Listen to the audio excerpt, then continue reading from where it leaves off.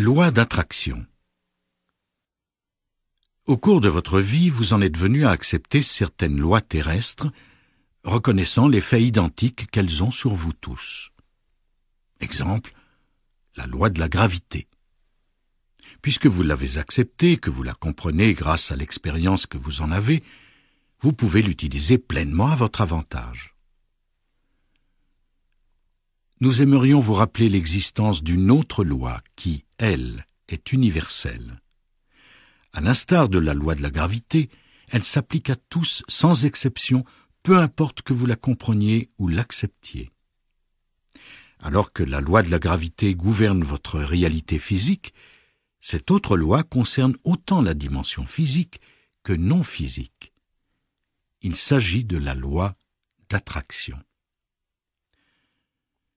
Cette loi est éternelle et s'applique partout. Elle est le fondement de l'existence et de la croissance de toute chose. C'est vraiment la loi la plus puissante qui soit. Elle maintient votre planète et tout le reste de l'univers dans un parfait équilibre. Nous lui devons notre existence.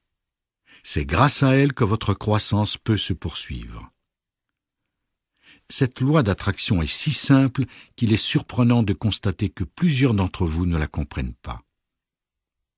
Vous en êtes venu à croire en une loi d'assertion qui n'existe pas et qui est à l'opposé de la loi d'attraction. Lorsque vous examinez votre expérience personnelle et attribuez à quelqu'un d'autre le mérite ou la responsabilité de ce qui vous arrive, peu importe que ce soit selon vous une bonne ou une mauvaise chose, vous faites une affirmation, une assertion qui n'est pas réelle. Vous êtes la seule et unique source d'attraction de ce qui entre dans votre champ d'expérience. Personne d'autre que vous ne peut s'immiscer dans votre vie.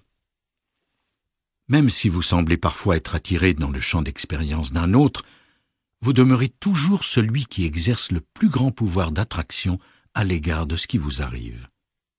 C'est la combinaison de votre pensée consciente et de son sentiment correspondant qui détermine votre véritable pouvoir magnétique d'attraction. Lorsqu'une pensée se forme, vous éprouvez une émotion et, ce faisant, de vous rayonne une force qui attire des choses de même nature. Lorsque vous concentrez votre pensée sur une chose fortement désirée et que vous éprouvez de la joie, la pensée choisie, associée à l'émotion positive, attire à vous l'objet de votre pensée et de votre émotion. De même, si vous accordez votre attention à quelque chose que vous ne souhaitez pas, ou au manque par rapport à ce que vous désirez dans votre vie, et que vous éprouvez de la déception ou de la colère, la fusion entre votre pensée et cette émotion négative aura pour effet d'attirer à vous l'objet de votre pensée et de l'émotion apparentée. L'équilibre de vos pensées et des émotions qu'elles suscitent détermine le genre d'expérience que vous connaîtrez. Si vous désirez comprendre où se situe l'équilibre de vos pensées, il vous suffit de regarder ce que vous vivez. Si vous voulez y changer des choses, il vous suffit de modifier l'équilibre de vos pensées. Votre situation actuelle est le résultat des pensées et des émotions que vous avez eues auparavant, mais ce qu'elle deviendra dépend de la perception que vous en avez en ce moment. Certaines personnes nous ont demandé « Abraham, vous affirmez que je peux avoir ce que je veux et que la volonté est le début de toute création délibérée. Pourtant, depuis aussi longtemps que je me souvienne, je désire avoir plus d'argent, mais n'en vois toujours pas la couleur. Qu'est-ce que je fais d'incorrect ? Si votre désir se limite simplement à en vouloir plus, vous éprouvez certainement un sentiment positif à cet égard. Mais si vous pensez davantage au manque d'argent, en ce cas, vous ressentez sûrement une émotion négative lorsque vous y pensez. Le sentiment qui prédomine en vous, tout comme ce que vous vivez, est un bon indice de l'équilibre de vos pensées.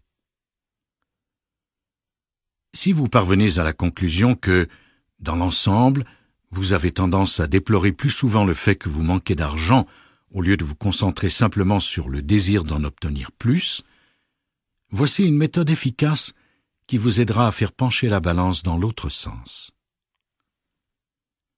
Mettez de côté une certaine somme tirée de votre budget ou de vos économies. Par exemple, une centaine de dollars. Conservez cette somme sur vous où que vous alliez. Au courant de la journée, identifiez autant de choses que possible que vous aimeriez faire avec cet argent. Prenez note des choses que vous pourriez acheter, utiliser, essayer ou manger en échange. Certains se sont gentiment moqués de nous en disant que, de toute évidence, nous n'avions pas vécu en ce monde depuis longtemps, puisqu'on ne peut pas acheter grand-chose avec 100 dollars aujourd'hui. Cependant, si vous dépensez mentalement cette somme plus d'un millier de fois dans la même journée, vous aurez alors l'impression d'avoir dépensé 100 000 dollars. Nous vous garantissons qu'en pareil cas, vous aurez réussi à changer l'équilibre de vos pensées. Cet exercice vous éclairera sur les pensées que vous entretenez à propos de l'argent. Si vous remarquez les choses que vous ne pouvez vous permettre d'acheter et en ressentez une frustration, sachez que vous faites pencher la balance de vos pensées du côté d'un sentiment de manque. Si vous éprouvez de l'envie ou de la colère parce que d'autres sont plus fortunés que vous amplifiez le sentiment de manque et donc le déséquilibre en vous. Quand vous payez vos factures mensuelles, vous sentez-vous bien ou mal? Lorsque vous utilisez l'argent, cela vous laisse-t-il une impression positive ou négative? La méthode décrite précédemment vous aidera à modifier l'équilibre de vos pensées à l'égard de l'argent, et dès l'instant où la balance penchera de l'autre côté, l'argent commencera à affluer vers vous. Ainsi le veut la loi d'attraction.